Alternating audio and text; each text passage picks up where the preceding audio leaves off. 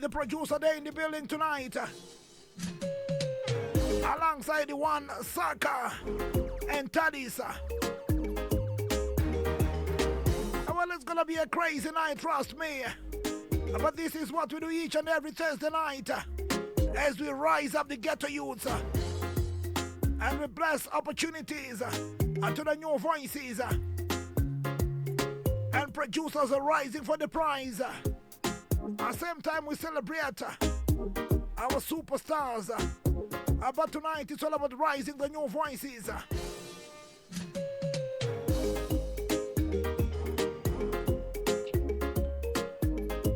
But of course, before I open up my microphone to my artist, let me welcome Steezy. Greetings, King. Oyo, Elder. What do you say, King? I want 80. My work's a boy. I'm excited to fire Mgoma. She's in that tomboy. And you're going about for the past 1 year, Mam Chishanda. Then you're a person who going to get to use Mam Chibatika Papo. Yeah, man. And I'm going to say, I'm my artist in the studio. Thank you for everything. Diripo Papo. Muripo Maka Jack Ramchima Simbi Samchuma Rikota. Yeah, man. Zukuroti Marik Tenderere. Panamari. Akurano Zofuma Match. Ndrimuna nelafu nemageto idzi achiromka wabvunza handi vachiri kuuya unobvunza kuti stizi mumbomba mari here kufesi right mayuta hasi manje munozorarama sei King mwana magetsi mozoita sei ko panomodiwa masound card mozoita sei mayuta akasabudisa mari manje pakatoshata da kutomboona kuti tingaita sei bo sofa takatojegera naLawrence wekwaMedusa saka mahwane kaya oizvo zvimakatongojegera takajegera still kana makajegera ndo huguma nogu kapageto sure. Anonzi Steezy ndiani? Alright, anonzi Steezy zita rake rekuberekwa anonzi Blasio Machingura. Mukomana akazvarirwa paBulawayo ndobva akurira kuGweru ndobva azoenda kunotangira career kubhindura yemusic. Right. Ndirini manje pamangazotanga career yemapabhindura? Okay, Steezy akatanga kugadzira mabeats mugore ra2015. 2015. Saka mukutaura kuti pakapisa zimdanso makadya mari yacho here because vakora mutaura kuti makatanga mangoma ndo akatapira mangoma kai. Alright, I think panguva yakatangwa mangoma paita vamwe mangoma zvibasa zvezvi. Right. Vana Steezy vaitodzidzira vachingoitawo for fun chichi. Ndo ipapo pama muchiri kutanga muchiri kuuza kuti ndoita sei nayo. Kuti inovhurwa sei. Right. Saka serious business yazongotanga I think 2020 kupera kwake Steezy afonerwa nabosi yalapa Yala Nation. Right, ndiri napa. It was 2020 kupera kwake. Muri kubhindura? Ndiri kubhindura hongu. Vamanzwa fone yapinda zvaka nabosi Yala pindai. Yeah man, ndakaona post paFacebook yakati Yala Nation looking for a producer. Tikati maopportunity inobva tangokandawo tsamba foni yakarira zvikanzi batikai King man timonzwa kuti munoita sei mimi. Right. Ndopinda waita Steezy muindustry zvekutodaro. Saka muchisvika kwabosi Yala chicha makasvikoita. Makasvikorekodha masingo, makarekodha rhythm, makaita sei? Chandakatanga kuita ndasvika kuYala Nation marhythm. Ndopandikaita rhythm rainzi Musarend Company. Nema-singles emamwe ma-upcoming artist. Musarend Company ndainakirwa nayo manje because apasoro papaina wasu here. Ndikati wasu mimi moti eka. Papaina wasu ndaitonakirwa nawasu singaite. Yeah man. But handizive kuti akazoenda nekupi. But ndakatombomufollowa ndikatombotsvaga mangoma ake ndichida kuti ndizomudaidza panhepe nyuro ndichitomfollowa. Alright. Inofunga ndakangonzwa 3 or 4 songs dziri kupi kuYala Nation. Handina kuzombonzwa kuti akazoenda nekupi. Wasu tifanira kutombomutsvaga. Tichamutsvaga wasu.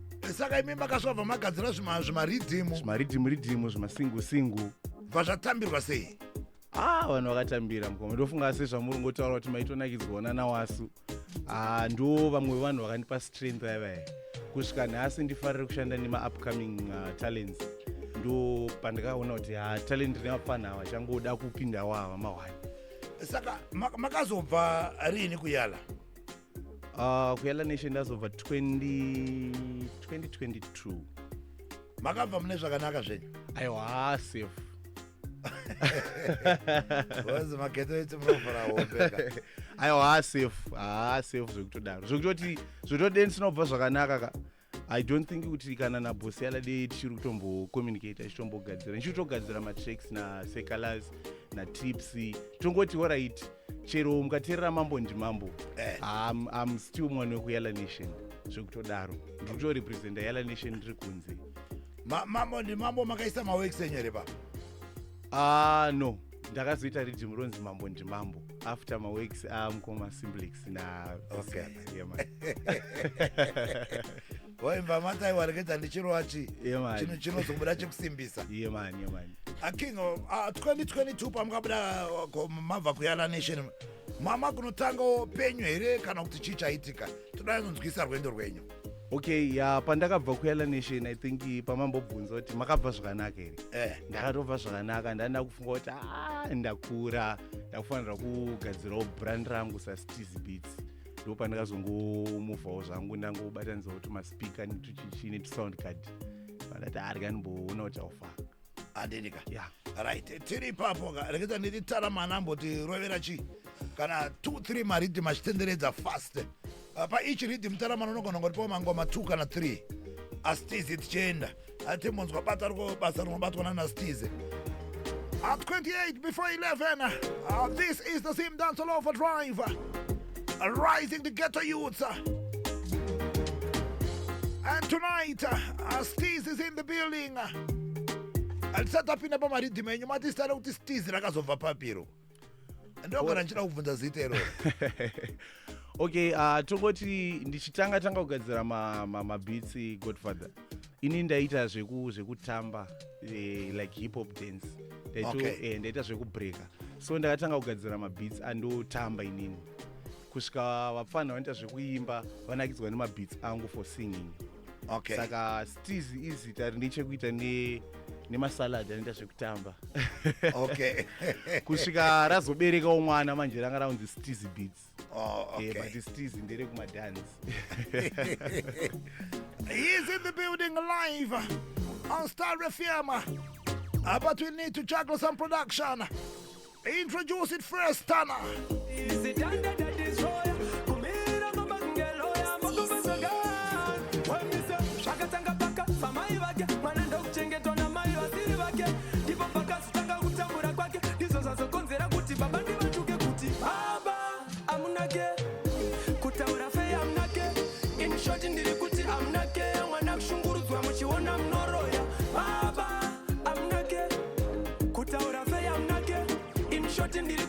Mogo vibes. Shunguruzwa mchiona mnoroya isuve mchimana tomuona chimshungurutsa stepmother kana vasiponto pururutsa manje polisi ndichapesira taiutsa mushanyirwe neota msada totiedza nezimpata tomuona chimbura asi mwanazi wenyu makaita weku fanike nzungu mduri vakumdzura zvichiitika pameso penyu makatarira baba amunake kutaura fei amunake in short ndiri kuti amunake mwana kushungurudzwa muchiona mnoroya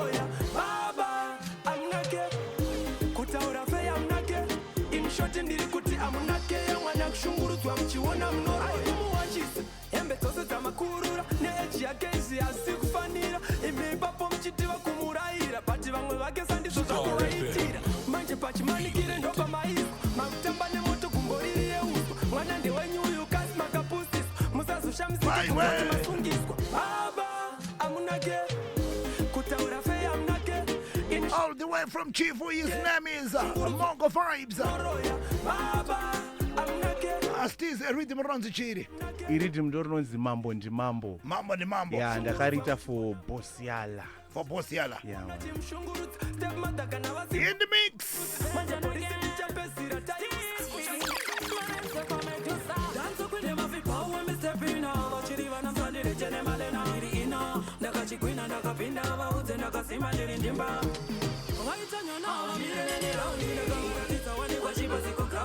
My fans, I did tell I'm on fire. Kunge biri tire konzo na iwa uraya. Aitanya na mirene raundi na kawara tita wani kwa chipa siku ground. My fans, I did tell I'm on fire. Kunge biri tire konzo na iwa uraya. Muka nipanyana ndino kila chingoma chakaipa iwe pula. Andis kutitira inini daga simba se chitima.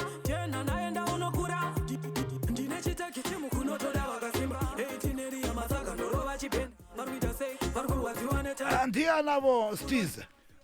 Ava ndo vanonzi Lady D, our danzo queen zvamanje manje.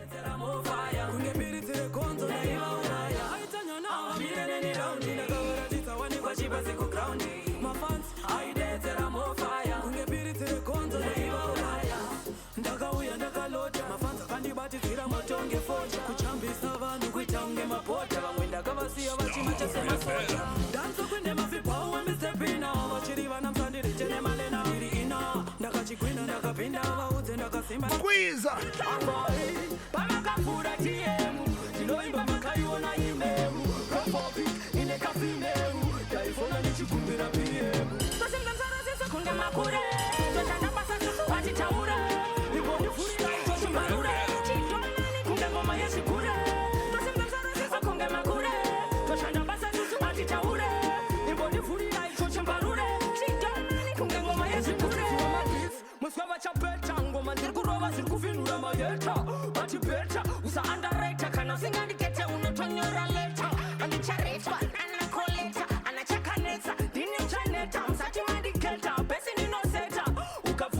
Tanya Totsi.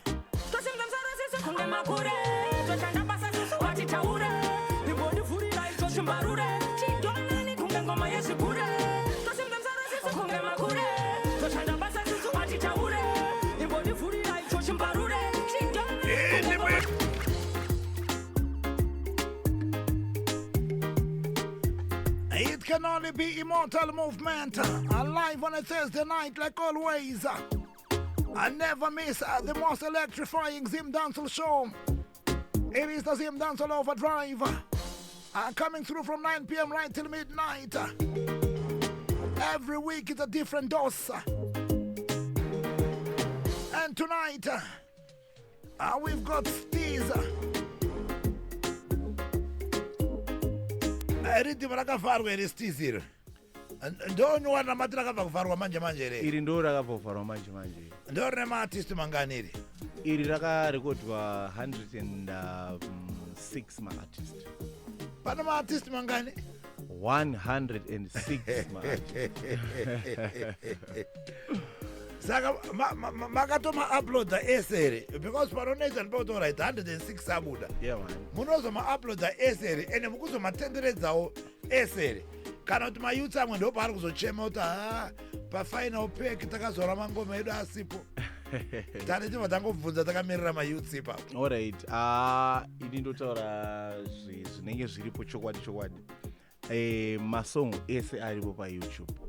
Ese aripo pa YouTube. Aripo pa YouTube. Asi kuzopusha zvedu tineka kuzosarira ganda katinenge. Right. Yeah man. Ko panyaya ema video muri kuita sei because muri kuona mazuva ano. Yeah man. Song isina video mune maitira utsinye. Chokwadi. Because no matter how good the song is, nekufamba kweta nguva netechnology, vanhu vari kubva vanakirwa nekubva vaona chi nekuona video. Yeah, chokwadi chocho. Mune plan makaitere kana pamavisual rhythm iri. Right, tiri kushuta medley kutanga kwa machuno atiri kupinda uyu. Okay. Saka pakushuta medley apa tiri kusarudza vatakaona kuside kwedu kuti ava ndo vakagona. Because remember this rhythm ndakariita for free. Ndichiteedzera zvandakadzidziswa nabosi yala pa 21 Gun Salute. Zvandakaita pa Gun Salute chazve. I recorded those artists for free. Okay. Yeah, saka ndichangosarudzawo ndofunga kuti ndo vakandigonerawo paridhim rangu ndo vachashutwa mene. 21 Gun Salute ndemakarikadzira. Hongu Temo man Godfather. Muri kuyala nation. Tiri kuyala nation. Ende rakatambirwa chaizvo. Zvisingamboiti. Right. Mune any rhythm rimwe ramuri kugadzira here izvozvo ramunogona kuti aiwa kune timu yangu iri rhythm rakavhurwa kana vachida kuimba vanogona kuya parhythm iri. Alright, yeah, after ndagadzira mambo ndimambo pane vamwe vakati shoko ranga risina kusvika tinokwanisa kunge takanzwa kuti kune rhythm iri kupindwa for free. Saka ndava ndagadzira rimwe racho rinonzi Kopa Nei Rhythm. Iroro ndakaritira kune vasina kunzwa message kuti chiuyai mupedze shungu dzenyu ipapo. Right. Saka ndokuvadedza futi maketo idzi nokuti vari pamwoyo pasichizi mumabitsi. Mave naro here roro? Rhythm ndava naro ngo. Atara mani chimoni pa rhythm roro instrument roro atimborinzwa. ndori kunzi Zimbabwe rikunzi kune vasina kukwanisa kuwana mukana wekupinda pamambo ndimambo. Pane rimwe futi ramaita sei ramavhurirwa. Chinoitika sometimes ndechekuti unogona kunge paine maartist 106 110 but ukanyatsoshanda chaizvo chaizvo they cut above the rest. Zvanzi ndo patinozosarudza vekupusha chaizvo. Ndo mashoko astiza. Tara chimuripo brand new rhythm. Headquarters music. Slayboy production.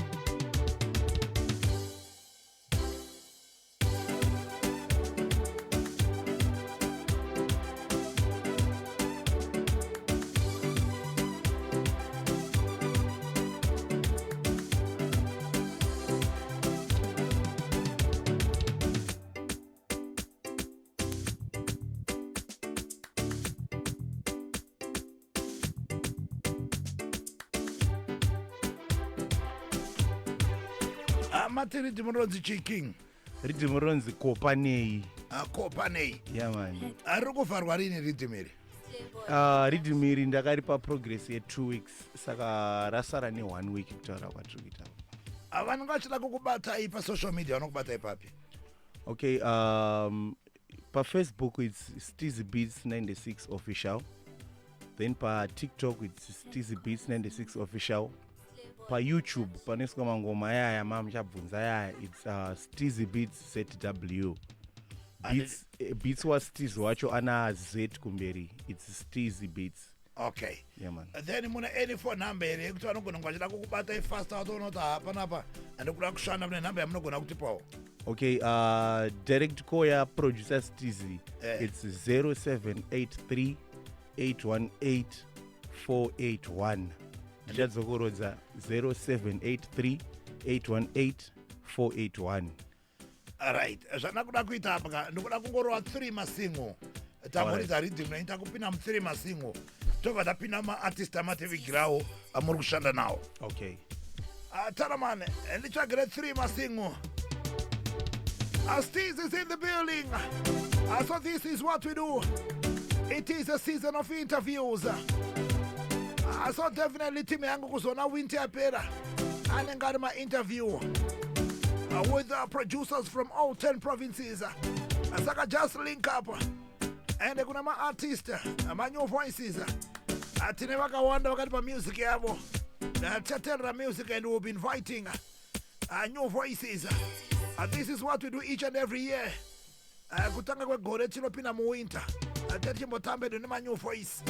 Tichiraiza. Are you Talaman ready? Let's proceed. Kufu, akini wewe nyusu. Miluka tell him this ya. Anzi mbuja yambuswa. Chenda chacha. Waguswa. Waja aunagurusa. Sambuko tari yambuswa. Baida kuda kutirerusa. Bayuya ni mucheka werereso. Asi uno kundika muyeso. Atibudiswe mgura nechireso. Chichiti mamba kweza. Haiwandege ndichiesa. Basarangu ndinoita andifenda rekeza. Apana anozondipeza. Bayedza tonditsenga pati vakaso. Tatsa kundimeza. Mari vangu vandishesa. Shishuwa ndakapunyuka. Umawoko memandu ndakasvesa. Wona ndakavaskwesa. Zuva rese ndichosimudza amuresa. Ipapo iwe china ndaigesa. Tosaka ndenetoloka mastishe chasara kumafenza. Ndadesa. Azesa. Jabari Donza. Chipos Promotions. Kufu. Star FM. Feel it. Miluka tell him this ya. Anzi mbuja yambuswa. Chenda chacha. Waguswa. waja auna kurutsa zambuko riya tariyambuzwa vaida kuda kutirerutsa vaiuya nemucheka wereredzo asi unokundika muyedzo atibudiswe mugura nechiredzo tichiti mambakwedza haiwa ndege ndichiedza basa rangu ndinoita andifendarekeza hapana anozondipedza vaedza kunditsenga vati vakazotadza kundimedza mwari vangu vandisvedza shishuwa ndakapunyuka mumaoko memhandu ndakasvedza ona ndakavaswedza zuva rese ndichosimudza mureza ipapo iwe tsvina ndaigeza tosaka ndingatotoloka masitiche chasara kumafenza ndadeza anzeza ndikabva ndatoudza kuti pasina zvichazondinetsa mesi dzema tinomineta hatimbo kwate musindo wekanindo toimba mangoma ane bhenzi rinotsemura mawindo hatimbo tinoziva natendai pati tiri vana tindu vanhu vekuti totouya nemusindo ndotakunge elija konaija aifunga kuti nine ndinotaba kuita kunge achikicha mai vangu vari kundizwa sazakeyo taida kusiya. And of course it is Stiza our production inonzi chi song iyo. Iyo song inonzi Hatimbo kwata musindo. Yakutobatika online. Yakutobatika online. And let's go Tana. Headquarters music. Some thoughts, iripa, some lots. If you know, you know.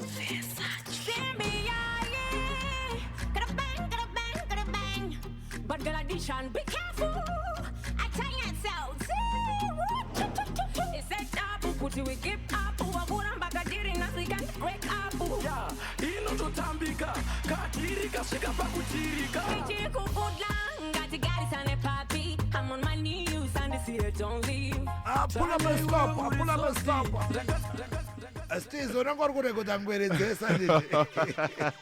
Ndokumusaka ngwerero because Pipe tamborove kwa mtoko ka. Yeah man. Apa tkarova king we new school. Apa ya imwe ngwere kai. Ya wila. Ande itana inonzi chisongi. Isongi inonzi ndichiri kukuda. Anatanya tsotsi. Anga anatanya tsotsi. If you know, you know.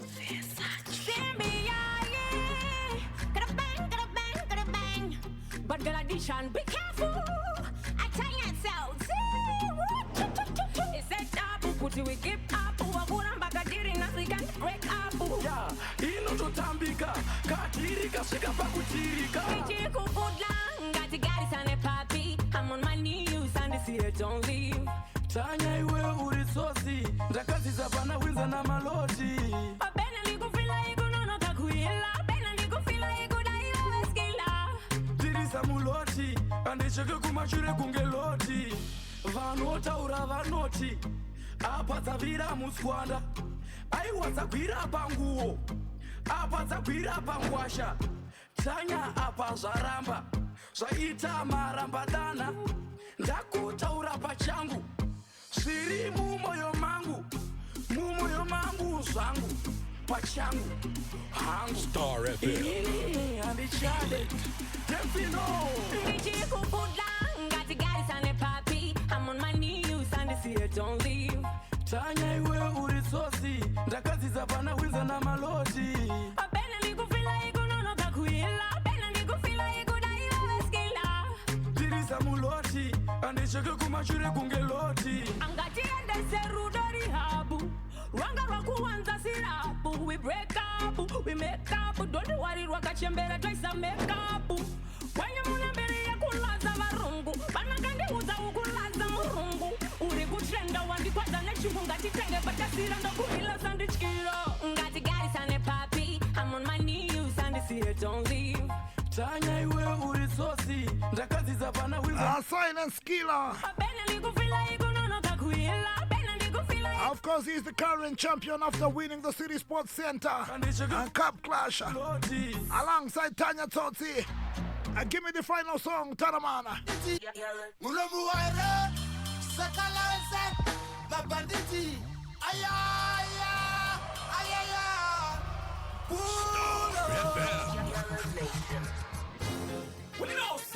my, oh my, oh my, oh my, oh my, oh my.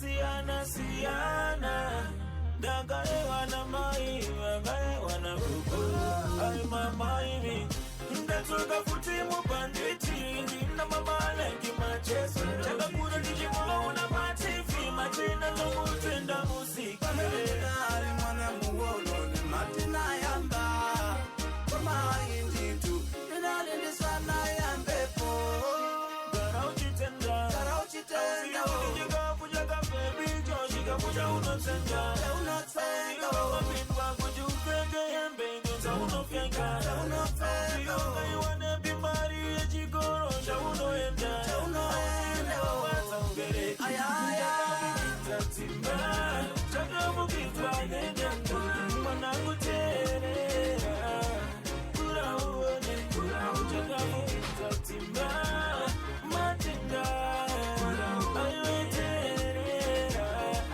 Kura uone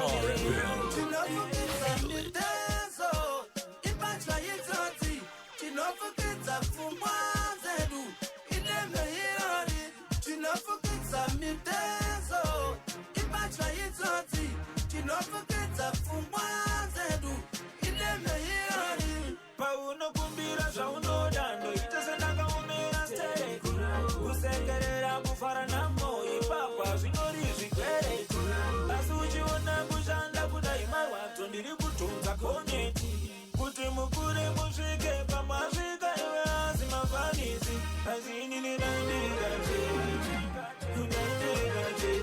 ndichiva emera mama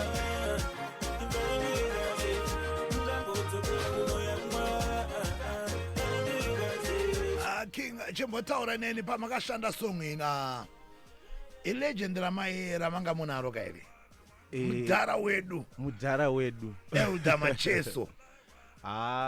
You can't even imagine kufara kwandakaita.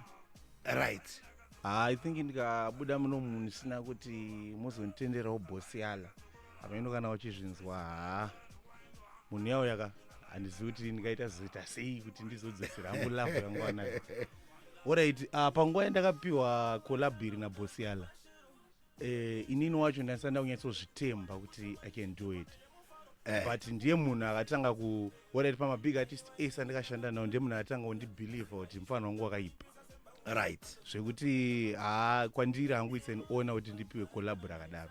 Rihombe mukeria yangu. Andivika. Yeah man. Arako kunetsei kuitere. Kana ndapiwa confidence zvekuti I couldn't even imagine. Because pakatoya baba Alec Macheso, I remember magitsa akabva adhama. Mutemo. Ndobva adhama bye. Ndopazvanzi manya mutsvage generator. Apa inini kwandiri ndandatoti better I wasn't ready for this one. Because angwereka nauya. Havana kumbondiudza kuti tichaita project. Angwereka notoya kuti toda kutoshanda project yedu izvizvi. Saka pakadhama magetsi ndikati better I wasn't ready. Kuzodai so generator ndobva ratsvagwa rikabatidzwa rakashandwa. Rakashandwa project. Aiwa no zvakanaka because munhu zakana muchimboshanda nema legend. Vane zvakawanda zvanonga achikudzidzisawo futi mukushanda ikoko. Yeah. King man, nhasi mauya nema artist mauya nani? Okay, ava vana vangu vandavanawa imwe nyaya ndoda kutaura Godfather. Stizi na Slim Boy na Lorenzo kwaMedusa vari kugadzira vana. Right. Toda kugadzira vana vekuti vanenge vachifamba chinhu zvekudaro. Saka nhasi ndambouya naSaka naTadis. Ndasiya vakawanda kumba. Right. Chinoitika nobonga ndanga ndane mazuva ndakambofonerwa naSaka rimwe gore vachida kuuyawo panepenyo tikati mukana wenyu uchasvika. Imi muchibva mangoti aiwa rasa rekeza ndizvigadzirise. Yemani. Saka nobonga chipande chaSaka chabva chapera. Tadisi ndo anasana taura nawo makauya kuCity Sports here Tadisi. Maya kuCity Sports ndanga ndisiku. Ndo sikasina kuonana. Saka takaonana kuCity Sports andiri? Yeah, kuCity Sports tatakazara. Mamuriko. Tatiriko baba. Right. Zviri sei Saka reke titange nemi? Aiwa Saka ari safe. Perfect. Right. Yeah man. Takasangana kuCity Sports kuCup Clash. KuCup Clash, yes sir. Mukapinda here paCup Clash? Yeah, paCup Clash ndakapinda. Mataura ndakapinda. Iyi ndakapinda inenge ichizoda explanation. Ndinozobvunza kuti chii chakaitika. Ndatoiona kuti. Ndinozobvunza kuti chii chakaitika. Right, makapinda muipi yacho? Yemuna December. Yemuna December. Right, zvikafamba sei? Ndakapiwa mufana wangu Pondo. Ndiwa ndakapiwa paClash. Saka iye ari munomuyo. Mufana wangu zvekuti ndikatosha kuti Clash yacho toitanga tichiti chii ndorara naye todya tese. Right. Saka takabva tatonyatsoshaya kuti toimba kuti chii. Tikati ndopa zvakaperera ipapo. Because tichido zvinhu zviri challenging like ana X-Fire wakazodyiwawo but anonga ari challenging. Something like that. Apa ndikapiwa mufana wangu ndanyatsoona kuti zvadhakwa. But unoita sei manje? Because chinoitika ndechekuti mufana anenge auya wachida BM. Imi mauya muchida BM. Kana mapo magitari ka ukama maifana kutomboisa paside. Ndo zvataifanira kuita. But that was a surprise man. Momboita zvokuti samwana ngatiginyavhure chi. Ngatiginyavhure chini. Tikatoti kuti vabereki kumba uko vakazonzwa kuti vana varwa vanoita sei. Blood is thicker than water. Manje munomo munomutokurwa kusanisai. Kana matouya munomo manje. Munotomborwa chete. Kwete zvikunyepa. Zita rekuti Saka rakabva papi? Zita rekuti Saka ritori pabirthday elder. Ndo riri pabirthday? Saka chibva mangoni parakakwana rese. Saka liroita gara. Right, makakurira nekuzvarwa kupi King? Ini ndakatozvarwa kuKambuzuma.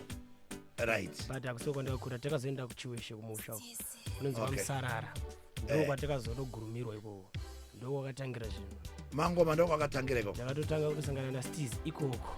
Ndizvarini izvi? It was in 2019 ndiri form 4. Right. Yeah, the first recording yangu ndakatoitwa naSteez. Akatoti ampana wangu nepotential 2 years aunenge wakutopisa ati pa 2 years akanyeba man.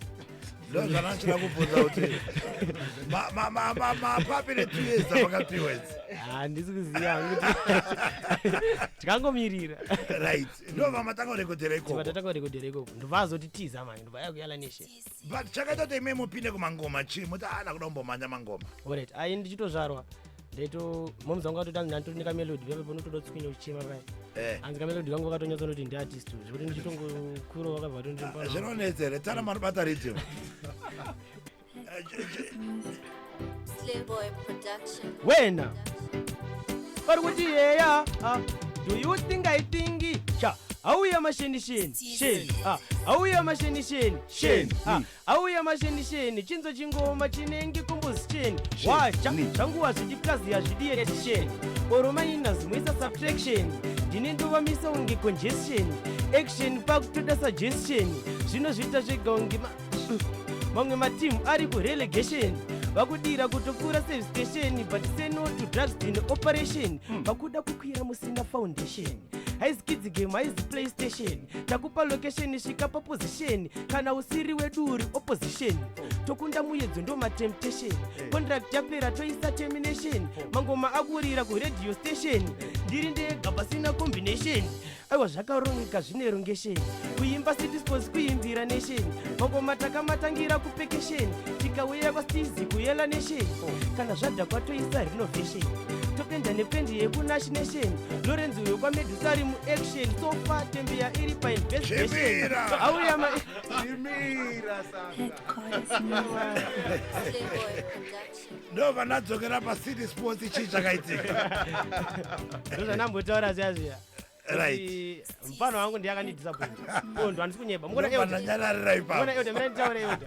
Inoda kutaura handisuda munyaka mfano wangu. Ndikati ndaimba pepe 4 dziya. Ema dzangu ndaura ya vanhu. Mfano wangu ndobvazoimba 4 dzake. Ndotadzimu. Saka ina handisina problem. Makadzika mese. Vanhu vakazi in fact takazonzi aiwa. Parkunetsi. Yes, Zimbabwe, it is the same dance all over drive. And we've got Saka in the building. Greeting studies. Yeah man, King man murize. Ari sema runnings. Low key mambo. Ko ina msina kuya kuCity Sports. Tanga timbori pa training. Timbo chimaster chigame chacho. Nyatokwidza yenyu voice renyu. Maimbo chimaster. Timbori pa training. Maichimastera kupi geto renyu nderipi? Zvinoitika manje mageto atinobva akati wande ndinobva nepa Glenview nepa Warren Park apo. Kandokusembisa kwese munamuchirepresenta. Ye man atobatika kwese. Kwamakatanga kuroera ngoma ndekupi? paGlenview apa. Zviri zvarini? Mangoma nakatanga 2019. 2019. Kaka chezvo. But pandakanyatsotsotanga haza zviri zvema 2 minutes nichi book 2. Right, saka 2019 kusvika izvozvi breakthrough yenyu yati yauya here? Kana kuti mati masvika here pamuroda kusvika? Pari kupisa. Pari kupisa, ndiudze zvamukusangana nazvo zvekurema. Ndakasangana nemachallenges akawanda handiti. Ndakatanga ndaenda ndichiti zvimwe one day ndichazomeka hiti zvimwe zvimaproducer zvichitondiudza shiti. Yemani. Ndobva nati tisati taenderera Kingwane. Munoziva kana tiri panhepenyuro hamufane kutaura kana shoko rinoita kunge rinoda kunyadzisira. Yemani. Kana zvakaita kunge mashoko asiri right. Ndabva nangoti saka chibva wapaterere ipapo. Mashoko enyu ngaanga akanyatsochena chaizvo. Plus musabate politics. Because mutemo wangu ndokuti zvanzi ndinofanira kubva nangodonedza microphone. Saka musabate politics kana zvinhu zvinoda kunonyadzisira. Saka right, wasangana nemaproducer hazvina kunyatsokufambira mushe. Zvinonyatsofamba muchiraundi ichi. Museko racho. Saka izvozvo unotaiwa wasvika here pamangoma manje kuti uti ndakamboenda kutraining izvozvo chaipo here pekuti Zimbabwe inogona kukuteerera. Andofunga ndapedyo chaipo. Mani pobata rhythm iri umboti ngoma bva kumusoro. Headquarters music. Auya. Playboy Production. Ndelemze auya. Auya machief. Okay. Ha, ndiri kuti ko kwete ko yeCoca-Cola ko inenge yepaphone ko. Handijuwa uko kwedu kwakabatwa mbavha yemakoko nwa abatwa chibahanza neruoko ko ndiri muchifi ndoda mamoko ndikangonakirwa chete ndotora bhebhi rako ko ndinouya ikoko pasaidi ndina mukanya soko ko hatimiswe nemboko ko iri kutaurwa hanzi yatko ko ndinenge jiko ndichangoburuka bhazi ndabva nekuchivhiko ko vamwe vakubvunza abva nekupiko ko ndikutsvaga notamba nezvipo pane wandiri kuda kutyisa kandibira moko ko masimosimoya zvidoko ko mene dzacho dzimbori kupiko ndakuda mota ndaneta nemazuko ko ndine mubvunzo mudoko zvimadhaksi izvi zvichapera rini koko zigore rinoidema rakasviba kunge ko ndakuda zvemaoko ko ndinawo manako ndokupika nekarati ndiri mujuniya ko ukaita hasha ndokubaya nefoko ko ndine shamu yemuepo uko gara nechekoko ukandisaiza ndipopo ndotora chamboko ko ndokuiisa pajoko kota tiri mutown tiri muloko vakoma vakatora screen ndokuita loko ko hanzi stizi ndewe kwamutoko ko handibheme choko kupenga hangu boys but handisiwe smoko maya mabhebi zvibage handishande kusitku. Mira ipapo. Alright, zvandobva taitaka. Playboy Production. Vakomana saka talise. Tinoti mungorovana paridhim iroro iri kairi. Mukangopatana ma 8 lines mukachimhanya kana katsiri tochinja tokanda rimwe ridhim. Ipo iri. Tokana maridhim 2 kana 3. Zvese zvinoita. Tinomirira patonoti umwe anenge aremerwa. Atana maribata ridhim handei. Tadis chitange. Muchipanana mukana handei. Auya. Ndelemze auya.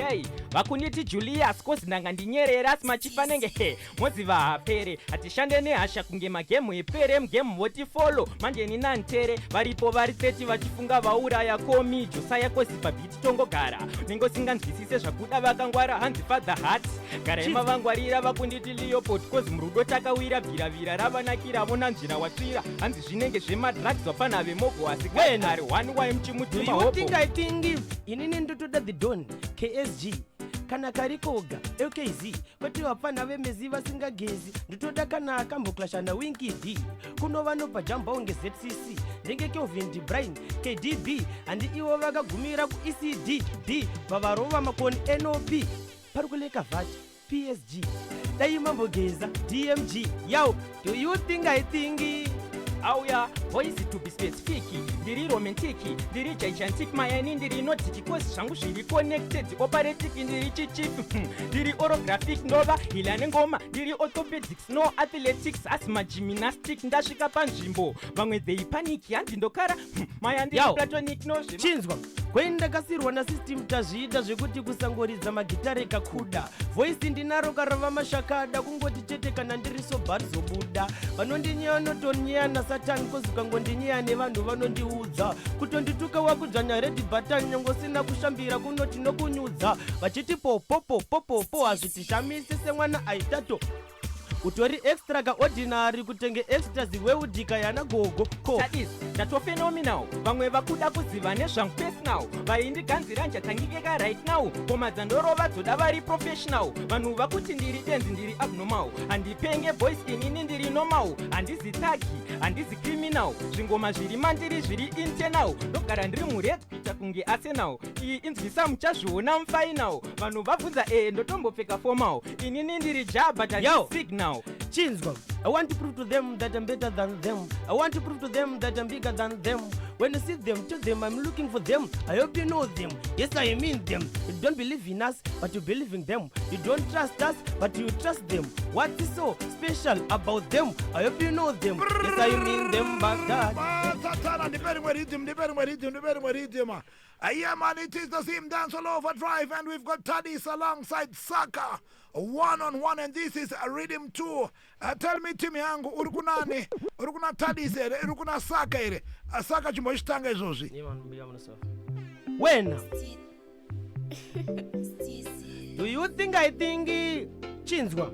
Arwacha ukandinzwa nchimba ndiri alive evidence yekuti ndakatadza kuroyeka kuzongotadza kutamarise ya strife evidence yekuti ndakatadza kurongeka mwari vanongogadzirisa pakashoreka asi havazogadziriseka panozvishoresa havakupeka huni kuti ugotengesa bhati vanokupa demo rekuti ugotemesa makatomiriro kumhoreswa nesu takatomiriro kumhoreswa nemi kuzongotaurawo zvedu nyaya nesu kumapostori takanzi tisiyane nemi tomboisa pride pasaidi tombotanga zvefaiti zvedu all night hapazi pese pada kungoshanda life kumborara murima kutori mangoma aya handakutanga recently izvezvi ndakurova ngoma rangu futi quickly vamwe vakutoti ndiri ill mentally balance but noskereke izvozvo only dai mangoma ari faitika ndiri Bruce Lee vaizo chera kumashure kaana Jet Li currently ngoma radiwa nevanhu kalately 263 ndakuda kufamba neBentley probably ngoma ratofenomenally securely kumafanzi ndopinda zviri hotly ngoma dzatorments masimautenya sirekanimbokupai mbichana futi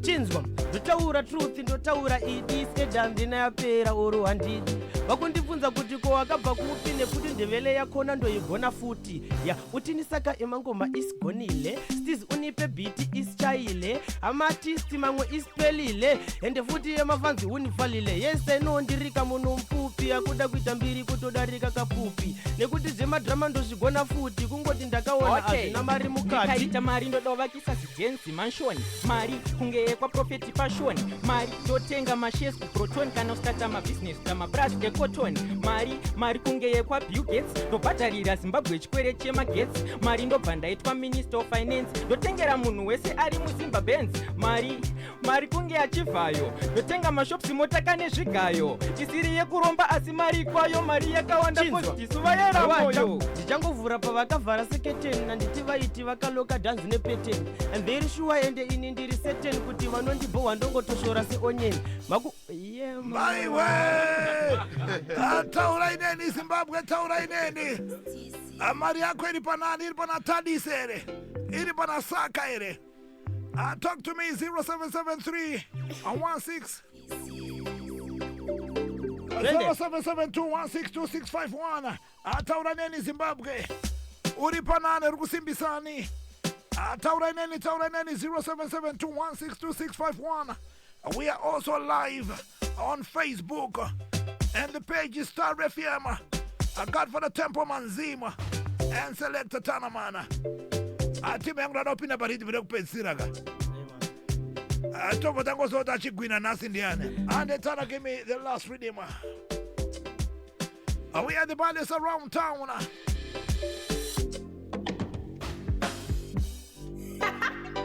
Tadis sumudza ikoko. Auya machifta, ankunyenga bebu nengochida.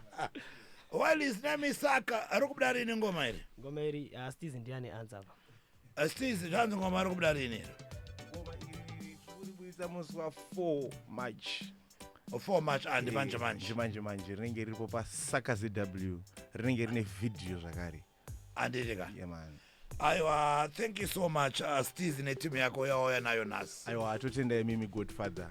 Andika. Yeah, it's our pleasure. Mati rhythm renyu rara 2 weeks and pay number yenyu kekupedzisira yevada kupinda parhythm navada kushanda nemi. Alright.